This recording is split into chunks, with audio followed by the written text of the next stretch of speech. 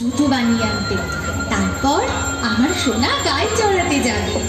আমি গায়ে চড়াতে যাবো, খুব মজা হবে।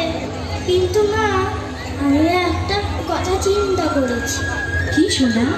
বাবা যখন আমার জন্য জুতো বানাতে যাবে, তখন সমস্ত গোমাতাদের জন্য জুতো বানিয়ে আনতে বলবে। কেন? কেন আবার? এই যে তুমি বললে, আমি যদি জুতো না পরি আমার পায়ে গরম লাগবে, কাঁটা পড়বে, তাহলে গোমাতাদের কত কষ্ট হবে। ওরা তো পশু, ওদের আবার জুতো পরতে হয় নাকি?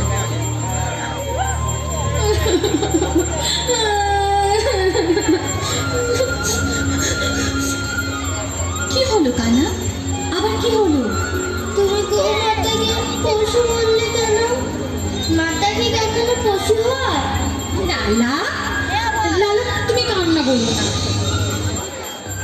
এই যে তুমি আমার মা, তুমি আমাকে দুগ্ধ দিচ্ছ, কিন্তু গোমাতা ছোট বড় সকলকেই দুগ্ধ দান করছে, সকলকে পুষ্ট রাখছে।